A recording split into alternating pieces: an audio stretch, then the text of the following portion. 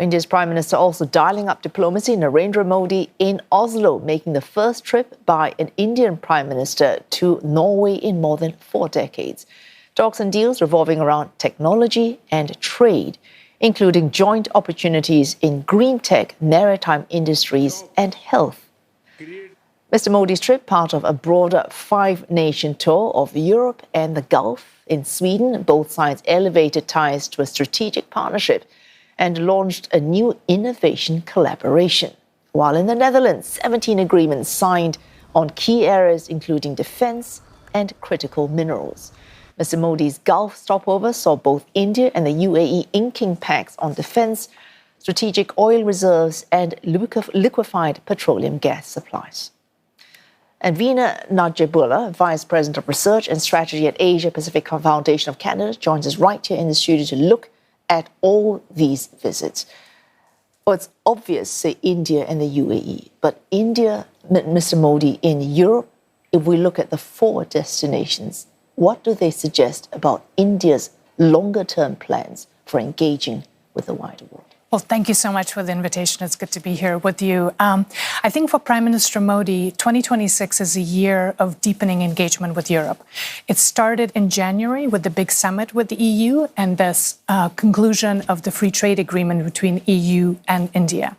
And this trip is a follow-up to that. And he's prioritizing countries that at a first glance may not seem like major powers in Europe, Netherlands, Norway, Sweden, but they are major technological and innovation hubs.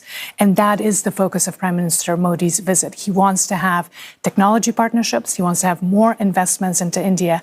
And that is all in the context of strained relations with the US. Because until recently, India was really banking on the US as its major partner for technology, innovation, and investment. Now it has to diversify. And Europe as well. Yes. You could argue that as far as Europe is concerned, this break is far more painful than India might find, given that India is famously non-aligned and has actively pursued strategic autonomy, but not so Europe. That's correct. For Europe, this is also an important relationship because in addition to difficulties with the US, Europe is also experiencing tensions with China when it comes to industrial policy as well as economic security issues.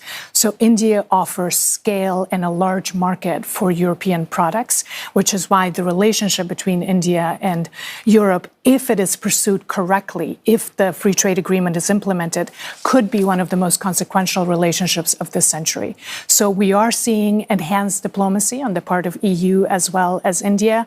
But of course, it's easy to finalize agreements. It's much harder to implement them, which is in part why we saw Prime Minister Modi focus on business roundtables and investment discussions with various groups, both in Sweden, in Netherlands, and in Norway. So in addition to strategic partnerships, government to government, he's really prioritizing business because at the end of the day, he needs them to show up and engage in India.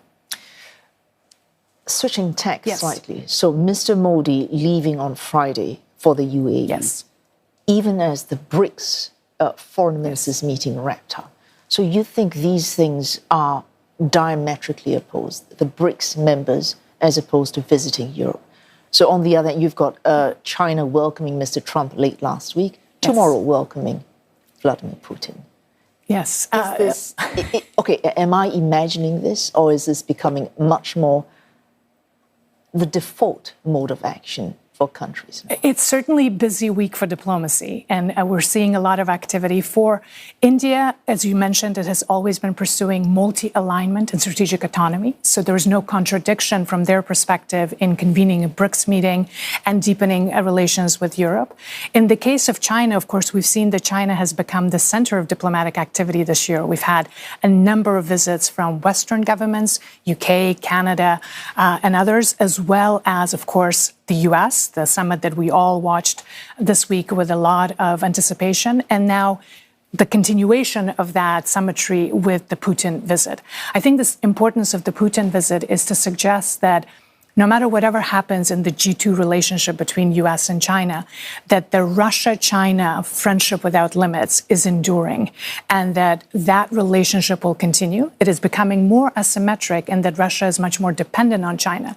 But nonetheless, Putin and President Putin and Xi Jinping would like to show that their relationship is solid and will not be impacted by whatever happens with the US and that strategic stability that now has been established between the two major powers.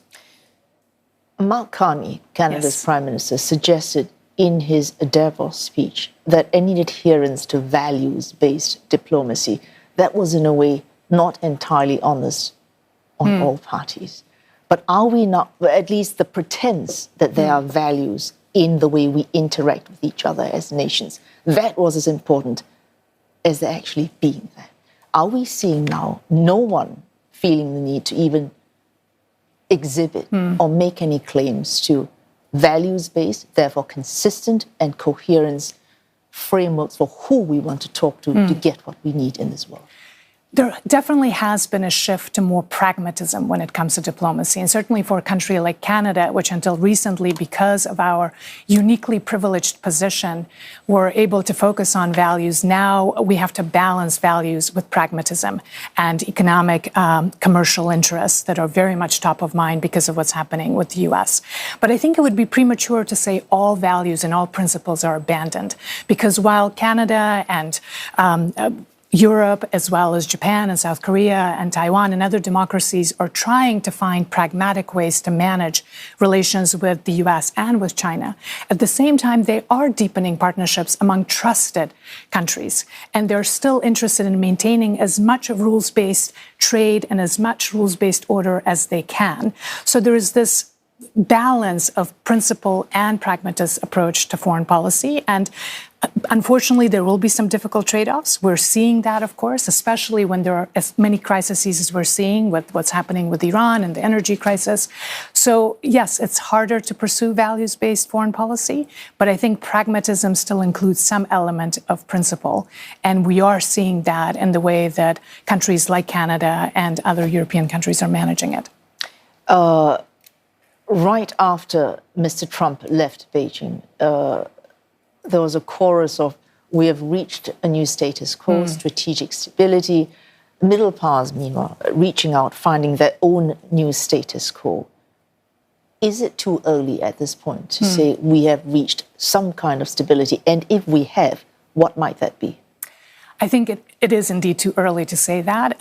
One thing is very much clear. We are in a moment of rupture. And I think Prime Minister Carney mentioned that in his Davos speech. And the world order that we had known for 80 years has come to an end.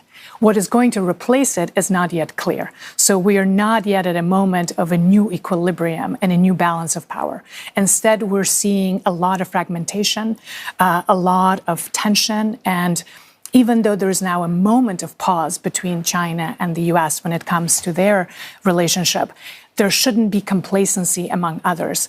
We all should be using this time to build domestic resilience, economic resilience at home, and also to build partnerships with other partners who share our ideas around trade, around globalization and integration and so forth. So it's a moment to redouble those efforts, both at home, but also with partners. Thanks so much for joining us. Vina Nadjibulla, Vice President of Research and Strategy at the Asia Pacific Foundation of Canada, is joining us this evening. My pleasure. Thank you.